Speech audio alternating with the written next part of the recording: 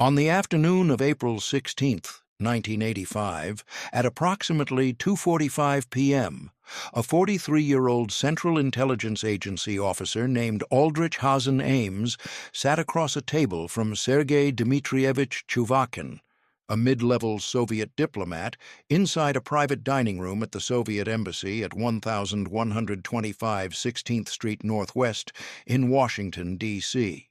The day was overcast, with temperatures in the low 60s and a persistent dampness in the air that made the spring afternoon feel colder than the thermometer suggested. To any observer within the embassy, the meeting would have appeared entirely routine. Two men sharing lunch, ostensibly discussing cultural exchanges and diplomatic matters. What made this meeting extraordinary was what Ames handed to Chuvakin near the end of their meal: a sealed envelope containing the names of 3 Soviet citizens who were secretly working as intelligence assets for the United States, along with a note requesting payment of $50,000. Aldrich Ames was about to commit what would become one of the most devastating acts of betrayal in American intelligence history. Over the next 9 years, he would systematically expose virtually every significant CIA human intelligence source inside the Soviet Union, directly causing the execution of at least 10 people and the compromise of more than 100 operations. He would receive approximately $4.6 million from Soviet and later Russian intelligence services. And he would do all of this while working inside the CIA's Soviet Counterintelligence Division, the very unit responsible for protecting American intelligence operations from penetration by hostile services. The human cost of what Ames did that April afternoon would not become fully apparent for months, then years. Soviet citizens who had risked everything to provide intelligence to the United States would be arrested, interrogated, convicted in secret trials, and executed by firing squad in the basements of KGB facilities in Moscow. Their families would learn of their deaths only years later, if at all.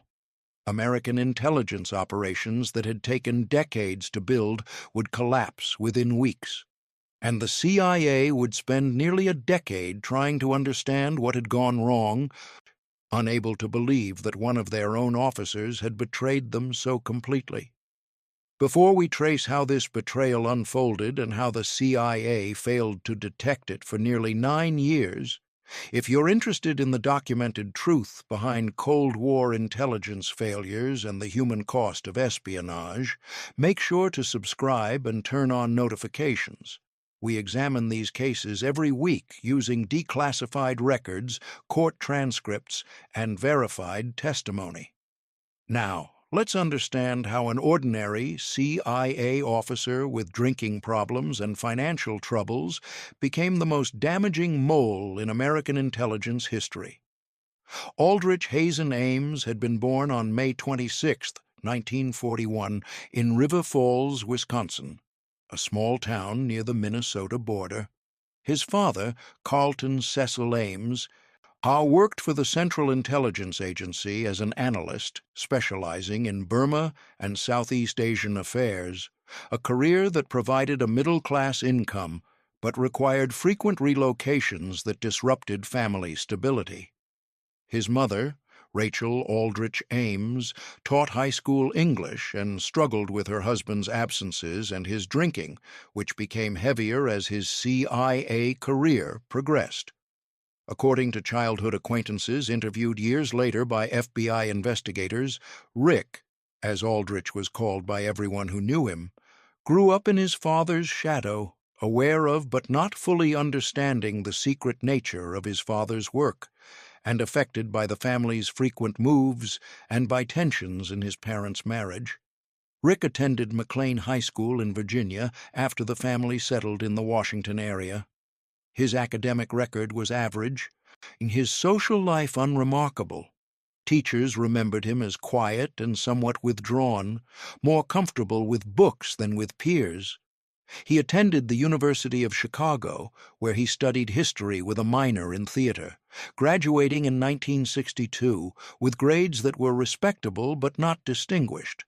Following his father's path, he joined the Central Intelligence Agency in 1962 as a trainee at the age of 21, entering a career that would span more than 3 decades and end in catastrophic betrayal.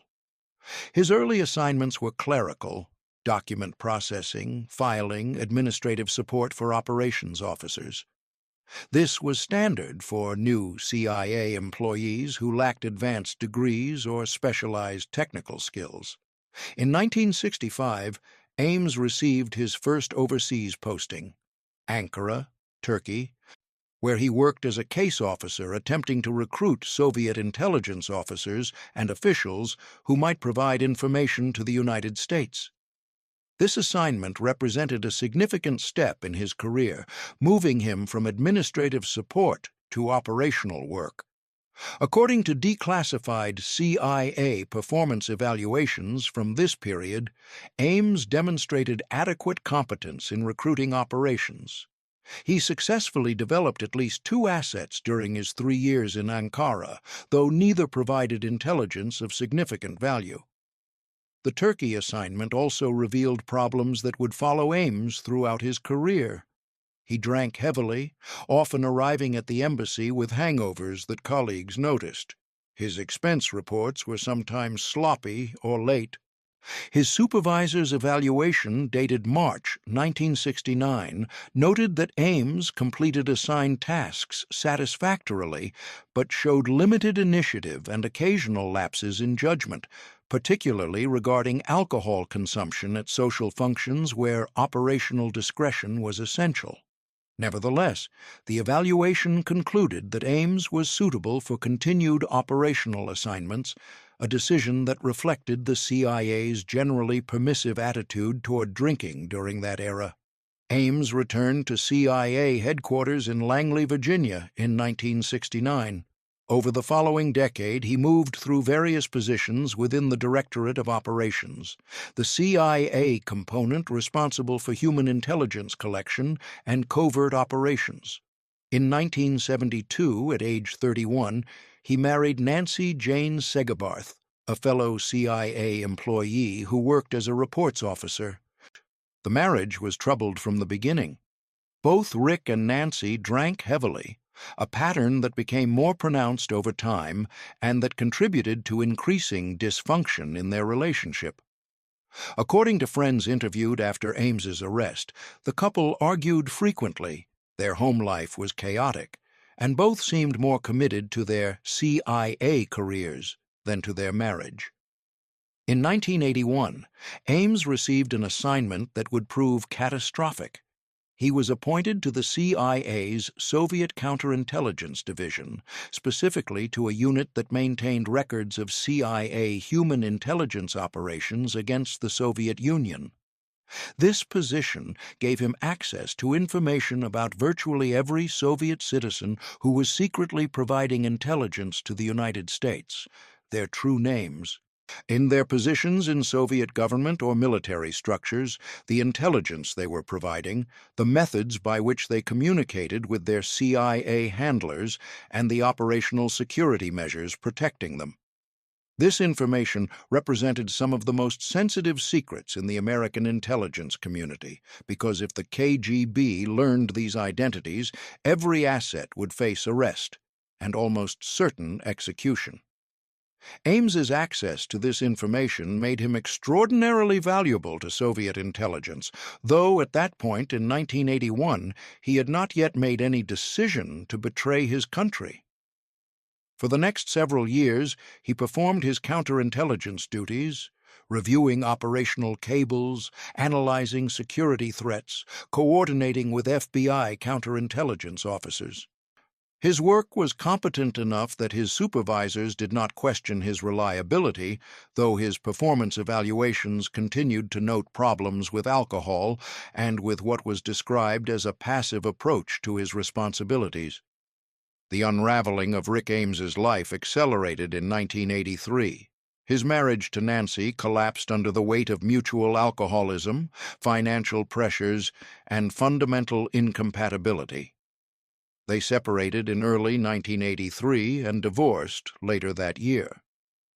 The divorce settlement left Rick with approximately $43,000 in debt, a crushing amount given his CIA salary of roughly $50,000 annually.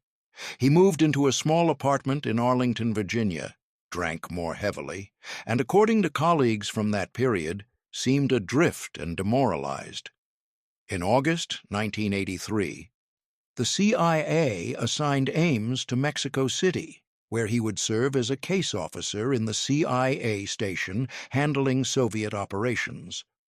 The assignment was intended to give him operational experience outside headquarters and potentially to revitalize a career that had stagnated. What the assignment actually did was introduce him to Maria del Rosario Casas Dupuy, a cultural attaché at the Colombian embassy. Rosario, as she was universally known, came from a prominent and wealthy Colombian family. She was 31 years old, educated in Europe, accustomed to luxury, and entirely unlike anyone Rick had been involved with previously. According to Rick's later testimony to FBI investigators, he fell in love with Rosario almost immediately. She represented everything his life with Nancy had not been: sophistication, culture, excitement, beauty. The problem was financial. Rosario's lifestyle expectations far exceeded what a mid-level CIA officer could provide. She wore expensive clothes, expected to dine at upscale restaurants, traveled frequently, and made clear through both words and actions that she expected any serious partner to support a lifestyle commensurate with what she had known growing up. Rick wanted desperately to meet those expectations, to prove himself worthy of her, and to build a life with her. He simply did not have the money to do so. By early 1985, Rick Ames had returned to CIA headquarters and resumed his position in the Soviet Counterintelligence Division. His financial situation had deteriorated further. He owed money to credit card companies, owed back taxes, owed money borrowed from friends. Rosario was visiting him in Washington, and he was spending money he did not have to entertain her and to maintain the fiction that he could support the lifestyle she expected. According to bank records later obtained by FBI investigators, Ames's checking account was overdrawn multiple times during early 1985, and he was receiving threatening letters from creditors. It was during March 1985, according to Ames's later debriefings, that he made the decision to approach Soviet intelligence and offer to sell classified information. The decision, as he described it, developed over a period of weeks. He knew that Soviet intelligence would pay substantial amounts for information about CIA operations. He had access to extraordinarily valuable information. He needed money immediately to resolve his debts and to support his relationship with Rosario. The moral dimensions of what he was contemplating, the fact that real people would die if he exposed them, he managed to push aside through a process of rationalization that he would later struggle to explain coherently, even to himself. The method he chose was calculated to minimize risk. Rather than walking directly into the Soviet embassy, an action that would be observed by FBI surveillance teams that routinely monitored the embassy's exterior, Ames sent a letter to Sergei Chuvakin, a Soviet diplomat he had identified as a KGB officer working under diplomatic cover. The letter, hand-delivered to Chuvakin's office, proposed a lunch meeting to discuss matters of mutual interest. On April 16, 1985, that meeting occurred inside the Soviet embassy compound. During the lunch, which lasted approximately 90 minutes, according to FBI reconstruction based on Ames's later testimony, the two men discussed innocuous diplomatic and cultural topics for much of the meal. Near the end, Ames handed Chuvakin a sealed envelope.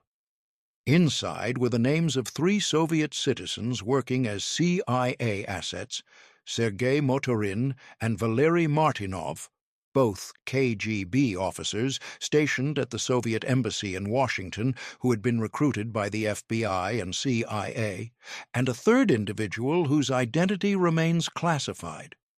The envelope also contained a note proposing ongoing cooperation and requesting payment of $50,000.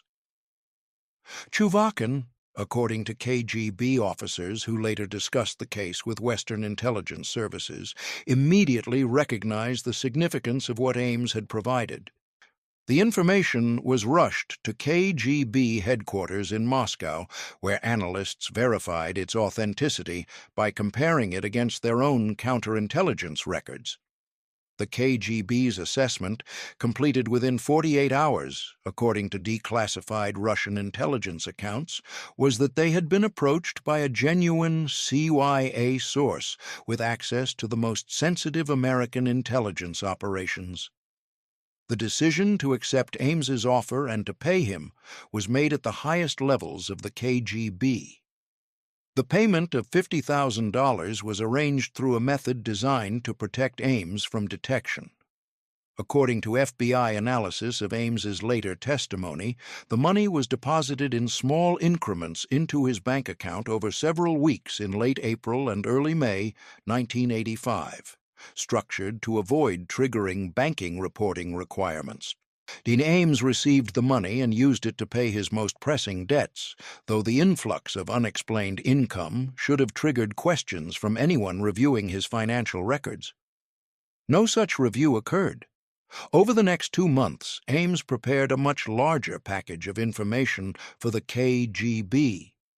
According to the FBI's damage assessment completed after Ames's arrest, this second package contained the true names of every major CIA human intelligence source inside the Soviet Union and Eastern Europe that Ames had access to. Approximately 24 individuals whose information was contained in the files of the Soviet Counterintelligence Division. The package included their identities, their positions, the intelligence they had provided, the methods they used to communicate with the CIA, and assessments of their value to American intelligence. Ames delivered this second package in June 1985, meeting again with Chuvakin at the Soviet embassy. For this information, the KGB paid Ames $2 million, an enormous sum that reflected their assessment of the intelligence value. According to Ames's later testimony, approximately $1.9 million of this amount was deposited in bank accounts in Switzerland and other foreign locations, with arrangements for Ames to access portions of it as needed without raising suspicion in the United States. The remaining $100,000 was provided to him in cash. The consequences of what Ames had done became apparent with devastating speed. The KGB moved immediately to neutralize the compromised assets. Beginning in late May 1985, Soviet citizens whom Ames had exposed began to be arrested. The pattern was systematic. Individuals were summoned to meetings at KGB offices, arrested on pretexts, or simply disappeared from their normal routines. In each case, once the KGB had them in custody, interrogations began. Adolf Tolkachev, a 54-year-old radar specialist who worked at a Soviet military research institute, was arrested in mid-June 1985 as he arrived at a prearranged meeting location to deliver film containing classified documents to his CIA handler. KGB officers had been waiting for him, having learned from Ames's information exactly when and where the meeting would occur. Tolkachev was taken to Lefortovo prison in Moscow, where he was held in solitary confinement and interrogated for more than a year. The interrogations focused on extracting information about what he had provided to the CIA, how he had obtained access to classified materials, and whether other Soviet citizens were involved in espionage. Tolkachev, according to KGB records that became partially available after the Cold War ended, admitted to providing classified information but refused to implicate others. He was tried in a closed military tribunal in June 1986, convicted of treason, and executed by firing squad in late September 1986. His wife and teenage son were informed only that he had died, with no details provided about the circumstances. Sergei Motorin and Valery Martinov, the two KGB officers working at the Soviet embassy in Washington, whom Ames had exposed in his very first package to Chuvakin, were recalled to Moscow in July 1985 on administrative pretexts. And both men had families in the Soviet Union, a standard KGB practice that ensured compliance. Motorin, 35 years old, had been providing information to the FBI about KGB operations in the United States for approximately 3 years. He had done so, according to FBI debriefings, because he opposed aspects of the Soviet system and believed that helping the United States would contribute to eventual reform. When he returned to Moscow, he was arrested immediately upon arrival at Sheremetyevo Airport. Martinov, 39 years old, met the same fate. Both men were held at Lefortovo, interrogated for months, tried in closed proceedings, convicted, and executed in the spring of 1987. Dmitry Fyodorovich Polyakov, a Soviet general who had been providing intelligence to the United States for more than 2 decades, was arrested in July 1986. Polyakov had been one of the most valuable intelligence sources in American history, providing information about Soviet military capabilities, weapons development, and strategic planning from the 1960s through the mid-1980s. He had worked with multiple CIA handlers over the years, had survived several close calls when KGB counterintelligence had come close to identifying him, and had continued his cooperation even as he rose to senior rank in the Soviet Military Intelligence Service, the GRU. According to declassified CIA assessments, Polyakov's motivation had been ideological. He opposed what he viewed as corruption and inefficiency in the Soviet system, and believed that helping the United States would contribute to eventual positive change.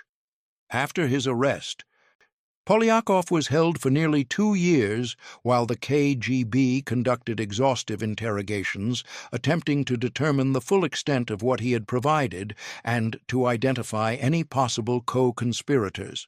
He was tried by a military tribunal, convicted of treason, and executed by firing squad in March 1988 at the age of 67. By the end of 1985, at least 8 major CYA assets inside the Soviet Union had been arrested, with more arrests following in 1986 and 1987. At CIA headquarters in Langley, Virginia, the sudden and comprehensive collapse of Soviet operations triggered alarm that quickly escalated into crisis. Intelligence officers reviewing operational cables saw a pattern that was unmistakable. Nearly every significant asset reporting on the Soviet Union had gone silent within a span of months. Communications were not answered, and scheduled meetings were missed. And in cases where the CIA had indirect ways of checking on assets' status, evidence emerged that they had been arrested. On October 7, 1985, senior officers from the CIA's Soviet division met in a secure conference room on the 6th floor of the CIA headquarters building to assess the situation. According to declassified meeting notes obtained through Freedom of Information Act requests, participants included the chief of the Soviet division, the deputy chief, senior counterintelligence officers, and representatives from the CIA's Office of Security. The atmosphere was described in later accounts as tense and disbelieving. Officers who had spent careers building and running operations against the Soviet Union were watching those operations collapse in real time. The initial theories focused on technical compromise. Perhaps Soviet intelligence had achieved a breakthrough in signals intelligence that allowed them to intercept CIA communications with assets. Perhaps there had been a physical surveillance operation that the CIA had failed to detect, allowing the KGB to observe meetings between CIA officers and assets. Perhaps there was a problem with the communications devices that assets used to signal their handlers or to transmit information. Each of these theories was investigated. Communications security specialists reviewed encryption systems. Counterintelligence officers analyzed surveillance patterns. Technical experts examined the physical security of communication devices. The possibility that there was a mole, a penetration of the CIA by Soviet intelligence, was discussed, but was not initially the primary focus. The CIA had been penetrated before, most notably in the early 1960s, but such penetrations were relatively rare and were considered less likely than technical or procedural failures. Moreover, accepting that there was a mole meant accepting that someone inside the CIA had deliberately betrayed the agency, had caused the deaths of numerous human beings, and had done so while working alongside colleagues who trusted them. This was psychologically difficult for many CIA officers to accept. The investigation, designated by the classified code name Red Book, formally began in late 1985. A small team of counterintelligence officers was assigned to systematically review every aspect of the compromised operations. They examined personnel files, looking for officers who had access to information about the compromised assets. They reviewed travel records, looking for patterns that might indicate an officer had met with Soviet intelligence. They analyzed financial records, though this analysis was limited and not particularly rigorous during the initial phases. They interviewed officers who had worked on Soviet operations, attempting to identify any security breaches or unusual incidents. The investigation proceeded slowly, hampered by the complexity of the problem and by institutional factors. The CIA is an organization that depends on trust. Officers must trust that their colleagues will protect classified information, that security procedures will be followed, and that the agency will protect its sources. The idea that someone inside the organization had systematically betrayed that trust was deeply disturbing and was resisted at some level by many officers. Additionally, the pool of potential suspects was large. Hundreds of CIA officers had some level of access to information about Soviet operations. Narrowing that pool to identify specific individuals who might have committed betrayal required painstaking analysis of access, opportunity, and motive. While the CIA struggled to understand what had happened, Aldrich Ames continued his espionage. Between 1985 and 1994, he met periodically with KGB handlers in the Washington area, and the meetings typically occurred at Soviet diplomatic facilities or at other locations around the city that had been selected because they offered privacy and minimal risk of surveillance detection.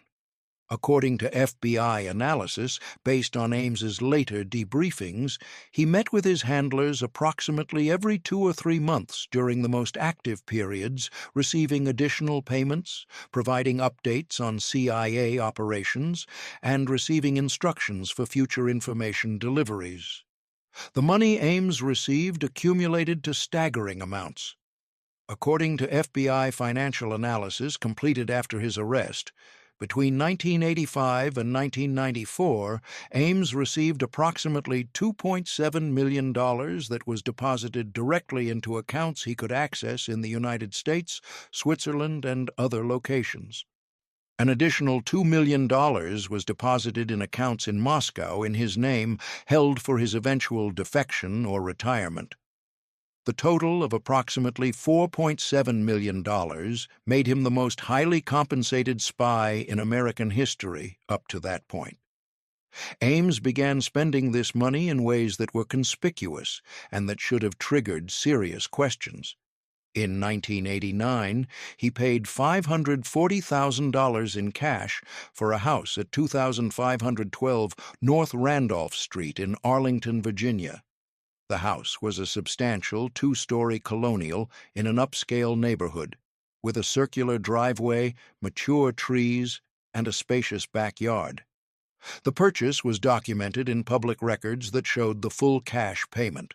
No mortgage, no financing, simply a transfer of $540,000.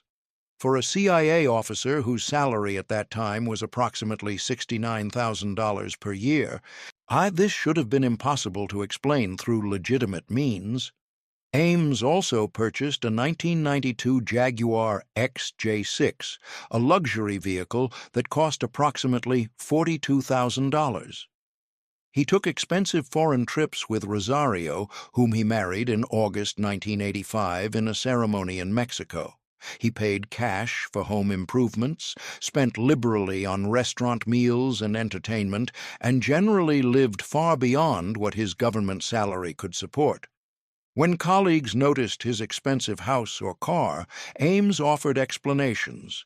He claimed that Rosario's family in Colombia was wealthy and had provided financial gifts, or that he had made successful investments in the stock market, or that he had received an inheritance from a deceased relative.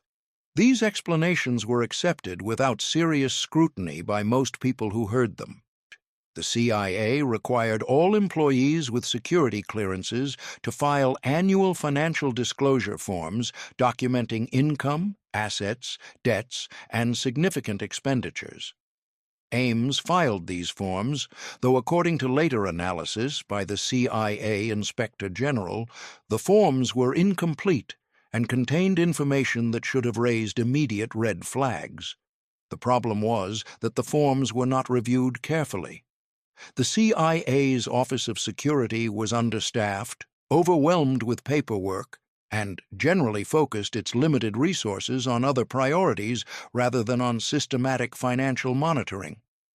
As a result, Ames's forms were filed and processed with minimal scrutiny, and the obvious discrepancies between his reported income and his lifestyle went unnoticed, or at least uninvestigated. Ames also underwent polygraph examinations in 1986 and 1991 as part of routine security reviews required for CIA officers with access to sensitive information. He passed both examinations, though later analysis would show that the examinations had significant flaws. The 1986 examination, conducted only a year after Ames had begun his espionage, focused primarily on counterintelligence issues, but did not include sufficiently direct questions about whether Ames was working for a foreign intelligence service. The 1991 examination was more comprehensive, but was administered at a time when Ames had developed sophisticated techniques for managing his stress responses and for framing his answers in ways that were technically truthful, but deeply misleading. The polygraph examiner noted some anomalous responses, but concluded that they were not definitive indicators of deception. The breakthrough in identifying Ames came not from the CIA, but from a change in investigative approach. By 1991, the CIA and FBI had concluded that the Red Book investigation had failed to identify the source of the compromises and that a new approach was needed. The decision was made to focus intensively on financial analysis, examining the bank records of officers who had access to the compromised operations. This approach required obtaining search warrants and subpoenas for financial records, a process that involved legal coordination between the CIA, FBI, and Department of Justice. In early 1992, a team of FBI financial analysts began systematically examining bank records for approximately 200 CIA officers who had been identified as having potential access to information about the compromised assets. The analysis looked for unexplained deposits, suspicious patterns of cash transactions, transfers to or from foreign banks, and other indicators of income inconsistent with government salary. The process was painstaking, requiring analysts to review thousands of pages of bank statements, deposit records, wire transfer documentation, and related materials. In March 1992, the analysis flagged Aldrich Ames's accounts. The records showed deposits totaling more than $1.3 million between 1985 and 1992, deposits that could not be explained by his CIA salary, by documented gifts from Rosario's family, or by any identified legitimate source. The deposits had come from wire transfers from foreign banks, from cash deposits made in amounts just below the reporting thresholds designed to detect money laundering, and from checks drawn on accounts in Switzerland and other financial centers known for banking secrecy. The FBI opened a formal criminal investigation of Aldrich Ames on May 12, 1992. The investigation, assigned the codename Night Mover, was led by FBI Special Agent Leslie Weiser and involved a team of approximately 20 agents working full-time on the case. The investigation employed the full range of FBI investigative techniques: physical surveillance, financial analysis, examination of Ames's telephone and travel records, interviews with colleagues and acquaintances, and coordination with foreign intelligence services that might have information relevant to the case. The surveillance of Ames began in June 1992 and continued for more than 18 months. FBI agents followed Ames as he commuted to CIA headquarters each morning, typically leaving his house on North Randolph Street between 7:45 and 8:15 a.m. They documented his lunch routines, noting that he frequently ate at restaurants near the CIA complex. They followed him on errands, stops at the grocery store, the dry cleaner, the bank. They watched his house in the evenings, observing visitors and monitoring his activities. The surveillance was conducted in rotating shifts to avoid having the same agents visible multiple times, and it employed multiple vehicles and both mobile and fixed observation positions. On September 9, 1993, FBI surveillance teams observed Ames engaging in behavior consistent with operational tradecraft. At approximately 6:30 p.m., Ames left his house and drove a circuitous route through Arlington and into Washington, making multiple turns, reversing directions several times, and stopping at locations where he could observe whether he was being followed. This route, which took nearly an hour to complete, ended at a residential street in northwest Washington where Ames parked, walked to a mailbox, and deposited a piece of mail. FBI agents later retrieved the mail, which was addressed to the Russian embassy and which contained a note arranging a meeting.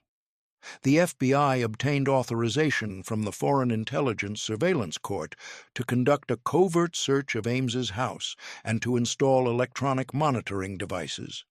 On October 9, 1993, while Ames and Rosario were attending a social function at the Colombian embassy, an FBI team entered the house through the garage and spent approximately 4 hours conducting a systematic search and installing monitoring equipment. The search produced significant evidence. In Ames's study, agents found a gateway computer with files containing classified information about CIA operations, including references to specific assets and operations.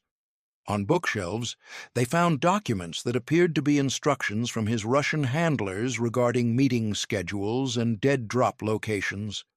In the garage, concealed inside a toolbox, they found approximately $18,000 in cash, wrapped in plastic. In a filing cabinet in the basement, they found bank statements showing deposits from Swiss accounts and records of wire transfers that Ames had attempted to conceal. The evidence collected from the search, combined with the surveillance observations and the financial analysis, convinced FBI and Department of Justice officials that they had sufficient grounds to arrest Ames and to bring criminal charges. The decision to move forward with arrest was made in early February 1994, driven by concerns that Ames might detect the investigation and attempt to flee to Russia, where he would be beyond reach of American law enforcement. On the morning of February 21, 1994, at approximately 10:10 a.m., FBI Special Agent Rudy Guerin approached Aldrich Ames as Ames was sitting in his Jaguar, which was parked in the driveway of his Arlington home.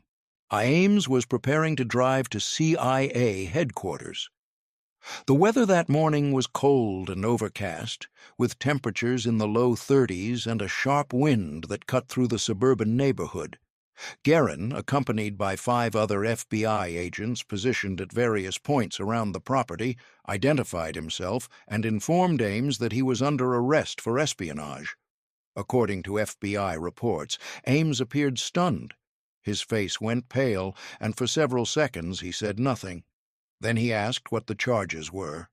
Guerin informed him that he was being charged with conspiracy to commit espionage and with providing classified information to a foreign government, charges that carried potential sentences ranging from life imprisonment to death.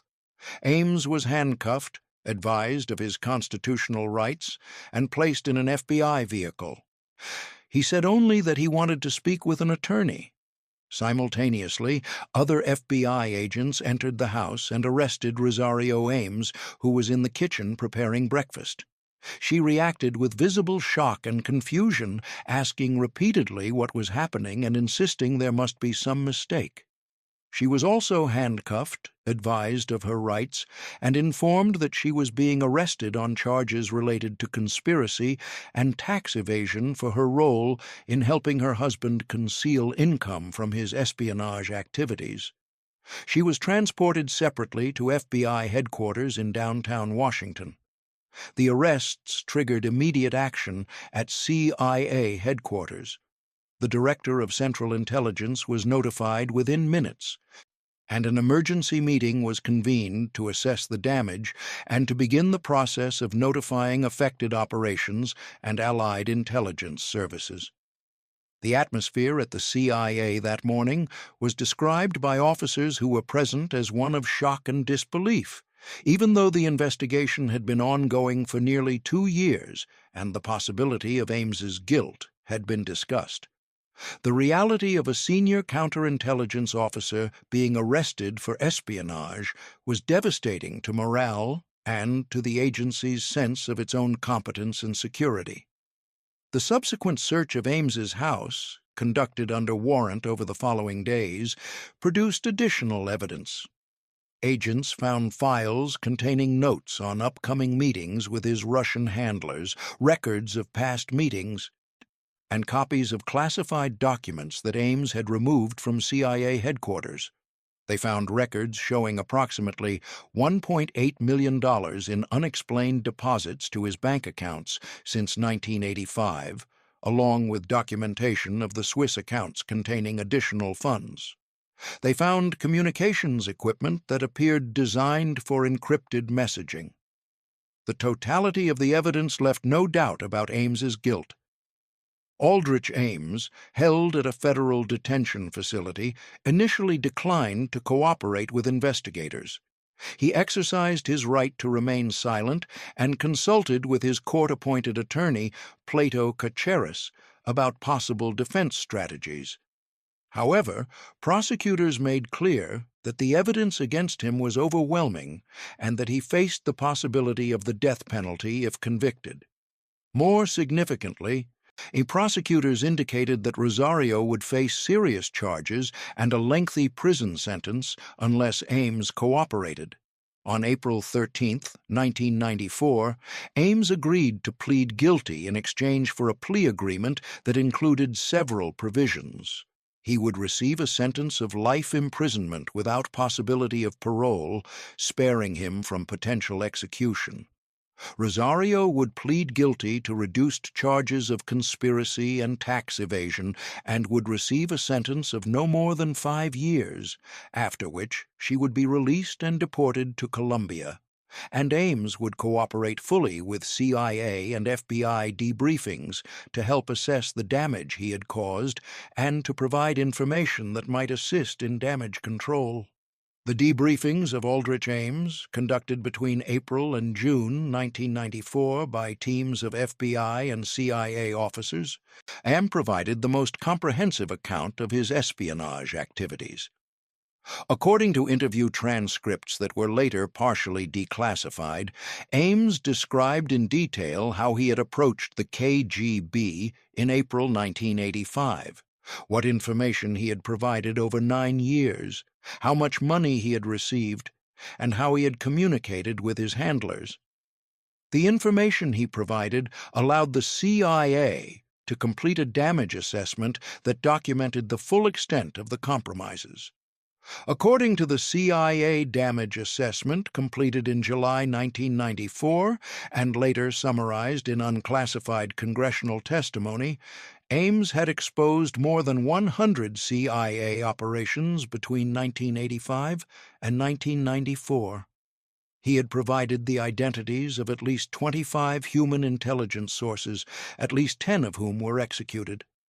He had compromised technical operations, including communications intercepts and satellite reconnaissance programs.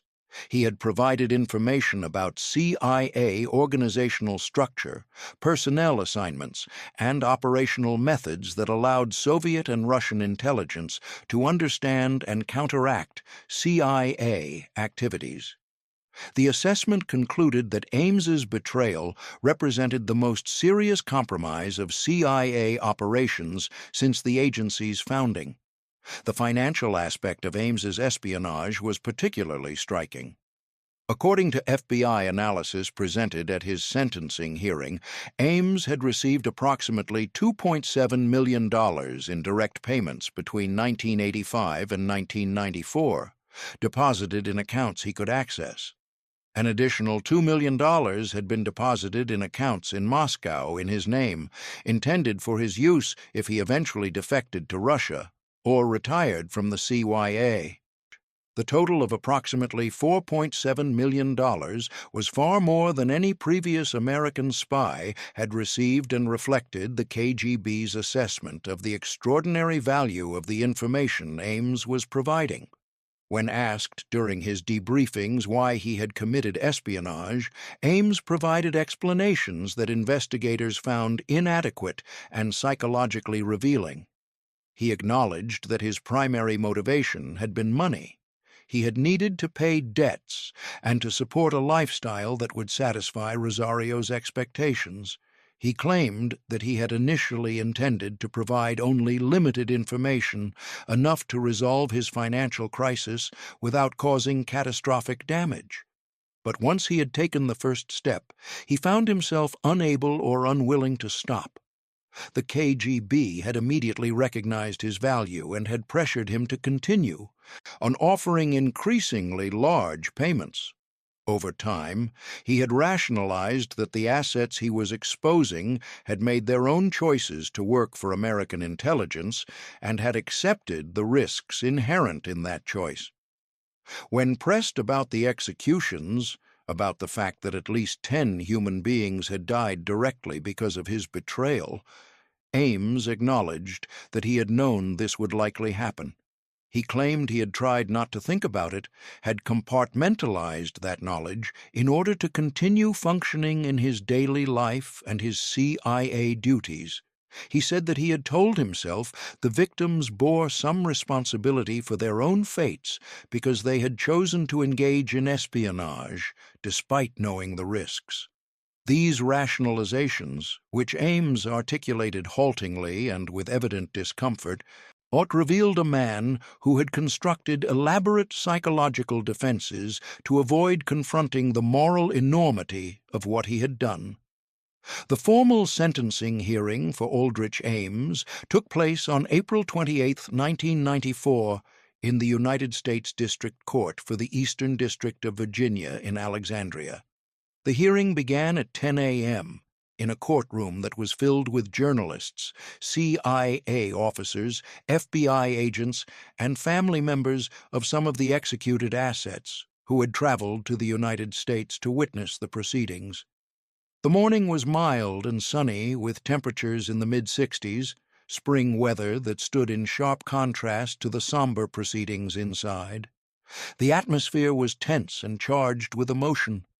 Prosecutors presented evidence of the damage Ames had caused, including testimony from CIA officials who described specific compromised operations and from FBI agents who detailed the investigation. Mark Kelton, a CIA officer who had worked on the damage assessment, testified that Ames's espionage had resulted in the execution of at least 10 Soviet citizens, the compromise of dozens of intelligence operations, and damage to American national security that would take years to repair. He described the process by which families of the executed assets had learned of their loved ones' deaths, often years after the executions had occurred, through indirect channels or through information that became available only after the Soviet Union collapsed. Ames was given an opportunity to make a statement before sentencing. According to court transcripts, he stood and read from a prepared statement that lasted approximately 4 minutes. He said that he accepted full responsibility for his actions and that he understood the gravity of what he had done. He said that he regretted the harm he had caused to the individuals whose identities he had exposed and to their families. He said that he wished he could undo his actions, but acknowledged that such wishes were meaningless. The statement was formal, carefully worded, and struck many observers as inadequate, more a legal formality than a genuine expression of remorse. Judge Claude M. Hilton, who presided over the sentencing, delivered remarks that were notably harsh. He said that Ames had committed treason of the most serious kind, and that he had betrayed not only his country, but also specific human beings who had trusted the United States to protect them. He noted that Ames had caused deaths, not hypothetical or abstract deaths, but the actual executions of real people with families who grieved for them.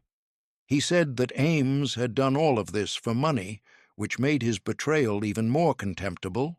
He sentenced Ames to life imprisonment without possibility of parole, with the sentence to be served in a maximum security federal penitentiary. The sentence meant that Ames, then 52 years old, would spend the remainder of his life in prison. Rosario Ames was sentenced separately on October 20th, 1994. She pleaded guilty to charges of conspiracy to commit espionage and tax evasion. During her sentencing hearing, her attorney argued that she had limited knowledge of the full extent of her husband's espionage activities and that she had been manipulated by him.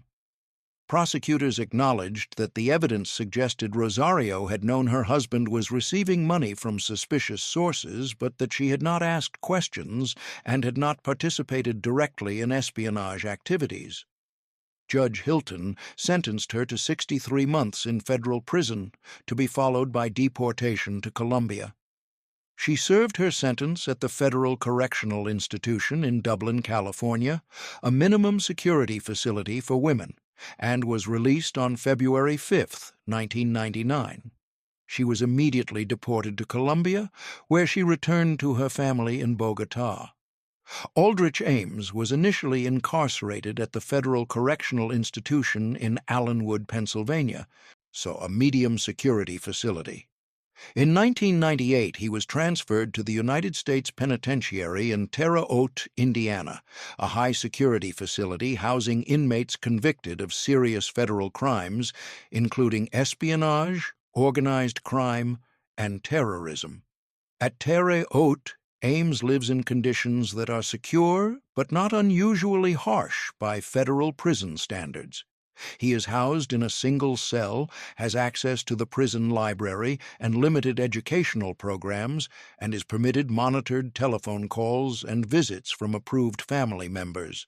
His mail is screened, his communications are monitored, and he is prohibited from discussing classified information.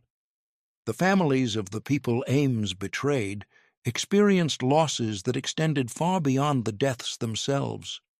Dmitry Polyakov's wife, Nina, and their two adult children learned of his execution only in 1990, more than 2 years after it had occurred, and only after the Soviet Union had begun to collapse and release limited information about political prisoners and executions.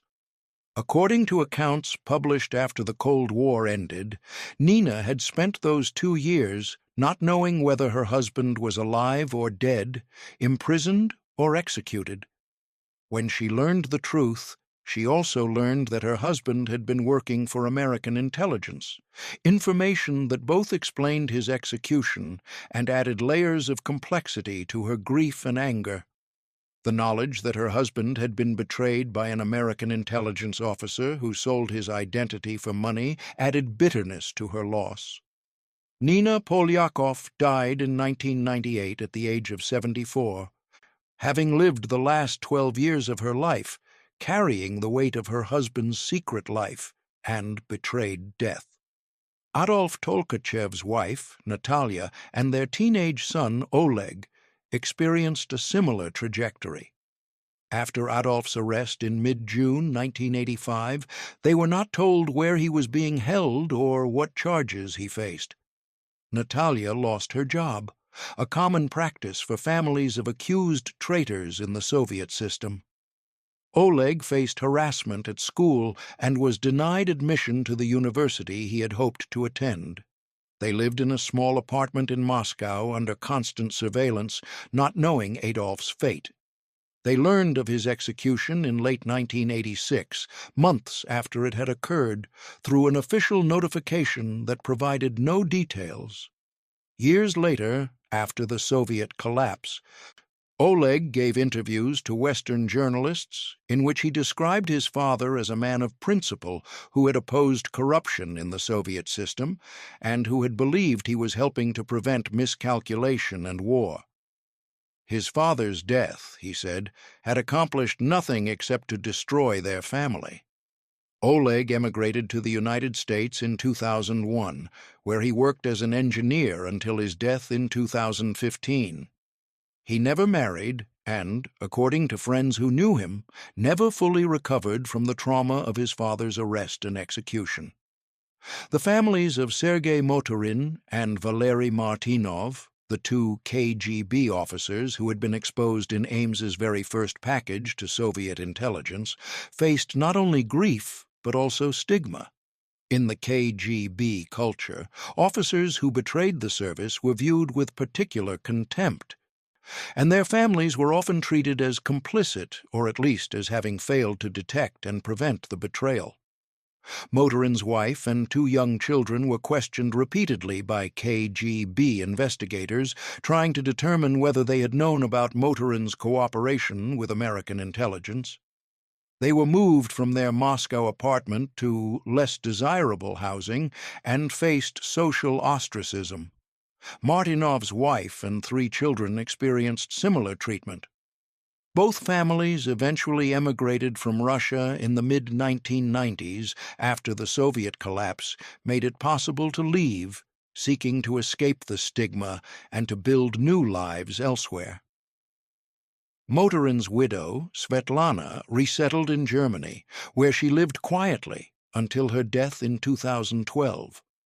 Martinov's widow, Olga, emigrated to Israel with her children and died in 2008. The broader question that the Ames case forces us to confront is how to think about responsibility when individuals act within systems that enable and shape their choices. Aldrich Ames made a deliberate decision to commit espionage. He knew what he was doing, understood the likely consequences, and proceeded anyway because he valued money more than human lives. That personal moral failure is central and undeniable. But Ames's betrayal was also enabled by systemic failures at multiple levels. The CIA's financial oversight was inadequate, allowing an employee to live far beyond his salary without triggering investigation. The polygraph examinations were insufficiently rigorous and were administered without the skepticism warranted by the operational context. The culture within the CIA during the 1980s and early 1990s discouraged employees from reporting suspicions about colleagues, prioritized operational results over security concerns, and treated drinking and financial irresponsibility as minor character flaws rather than potential security vulnerabilities. The coordination between the CIA and FBI was poor during the critical years of the investigation, delaying the identification of Ames and allowing him to continue his espionage. These systemic failures do not excuse Ames's choices, but they do provide context. An intelligence agency has a responsibility to protect its sources through effective security measures, rigorous personnel monitoring, and a culture that prioritizes source protection above all else. The CIA failed in these responsibilities during the years Ames was operating, and that failure contributed to the deaths of at least 10 people. Acknowledging institutional failure does not diminish individual culpability. Ames bears full moral and legal responsibility for his actions, but preventing future cases requires more than punishing individual betrayers after they are caught. It requires building systems that make betrayal more difficult, that detect suspicious behavior earlier, and that protect sources more effectively. The psychological analysis of Ames, conducted by FBI behavioral specialists after his arrest, documented in Bureau Report 183-WF-213131, dated August 1994, identified several factors that contributed to his capacity for betrayal. He demonstrated what psychologists describe as compartmentalization, the ability to separate different aspects of his life and to avoid integrating information that would create psychological discomfort. He was able to go to work at CIA headquarters each day, interact normally with colleagues, perform his counterintelligence duties, and then meet with his KGB handlers without those two realities producing overwhelming cognitive dissonance. He rationalized his actions through a process that externalized responsibility, telling himself that the assets he exposed had made their own choices and bore responsibility for the consequences of those choices. He focused on immediate financial rewards rather than on long-term moral implications, a pattern common among individuals who commit serious crimes for personal gain. What struck investigators and psychologists who studied the case was Ames's ordinariness. He was not a psychopath incapable of empathy. He was not an ideological fanatic driven by hatred or by commitment to a cause. He was, by most measures, an average person, someone with normal emotional responses, normal social relationships, normal concerns about money and status, and personal happiness.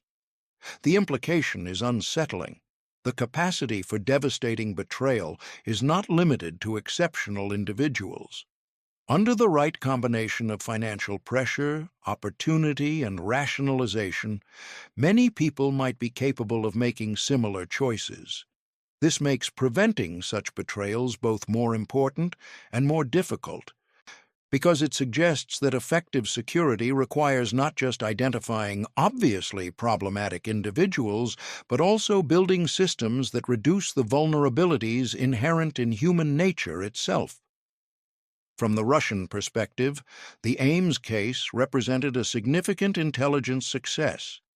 Former KGB officers who have spoken publicly about the case have described Ames as the most valuable American source Soviet intelligence recruited during the final decade of the Cold War.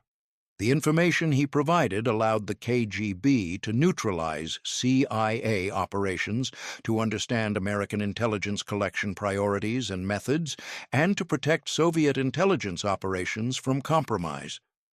Some Russian intelligence officials have suggested that information from Ames influenced Soviet strategic decisions during the late 1980s, though the specific impact is difficult to assess and may be exaggerated. What is certain is that the KGB recognized Ames's value immediately and took steps to protect him and to maximize the intelligence gain from his access. The long-term impact of the Ames case on CIA operations was profound and extended far beyond the immediate compromise of specific assets and operations. The case fundamentally undermined trust, both internally within the CIA and externally among potential sources. Within the agency, officers became more suspicious of colleagues, more cautious about sharing information, and more conscious of security vulnerabilities. This increased vigilance had positive aspects, but also negative ones, as it contributed to a more paranoid organizational culture that could inhibit the collaboration and trust necessary for effective intelligence work. Externally, potential sources considering whether to cooperate with the CIA had to weigh the knowledge that the agency had failed to protect its previous sources and that a CIA officer had been able to betray them undetected for 9 years. Rebuilding that trust required years of demonstrated commitment to improved security and multiple successful operations that proved the CIA could protect its sources. The reforms implemented after the Ames case were extensive and documented in the CIA Inspector General's report released in October 1994. The CIA established new procedures for financial monitoring of employees with security clearances, on requiring more detailed disclosures and implementing regular reviews of bank records and spending patterns.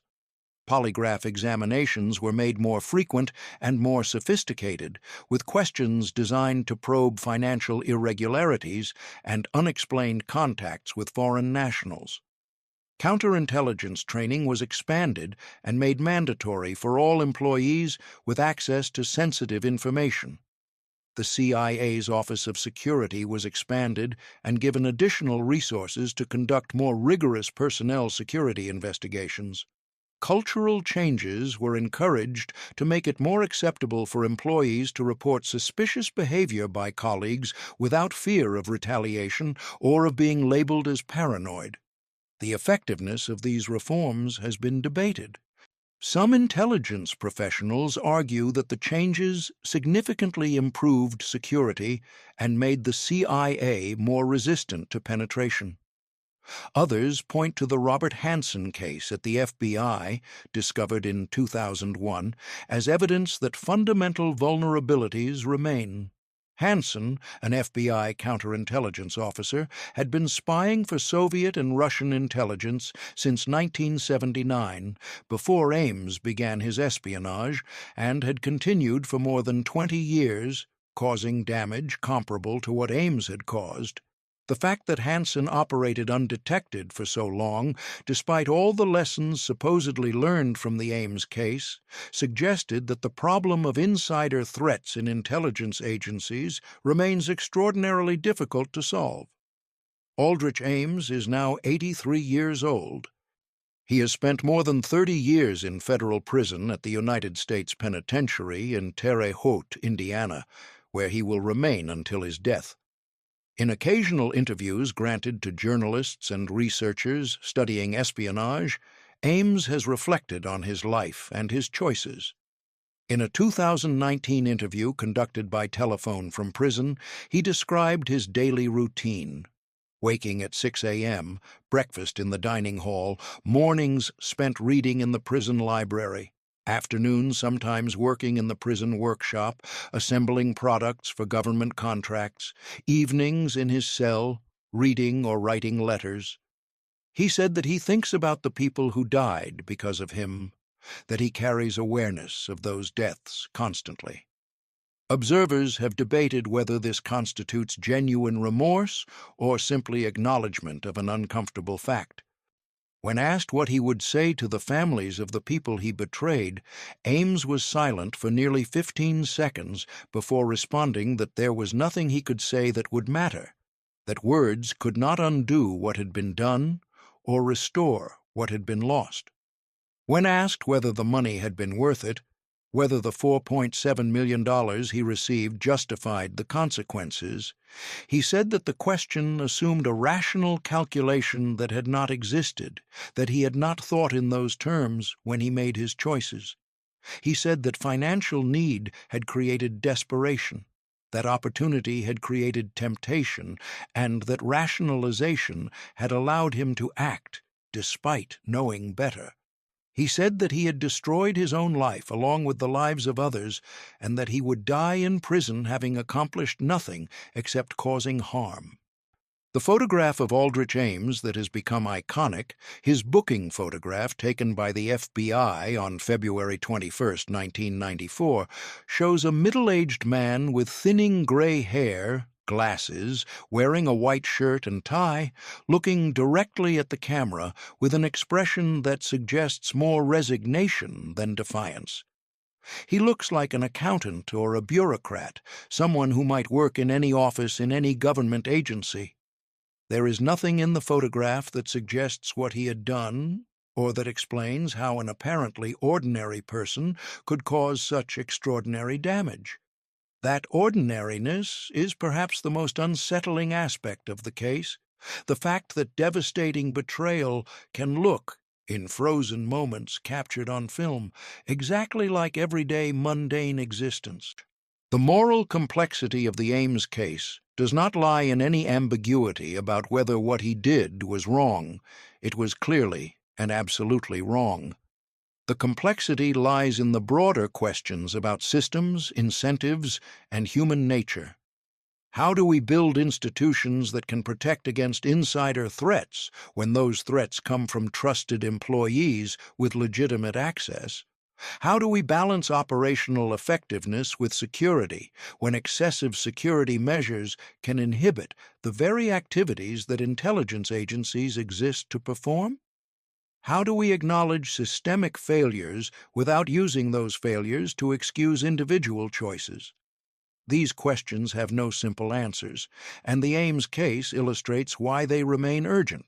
Dean Aldrich Ames was 43 years old when he handed that envelope to Sergei Chuvakin inside the Soviet embassy on April 16, 1985, and set in motion a betrayal that would define his life and end the lives of others. He was 52 when he was arrested, 83 now as he ages in prison, and he will die behind bars having spent more than 3 decades incarcerated. The people he betrayed did not get to grow old. Dmitry Polyakov was 67 when he was executed. Adolf Tolkachev was 50. Sergei Motorin was 35. Valery Martinov was 39. They died because one CIA officer needed money and because the systems designed to protect them failed.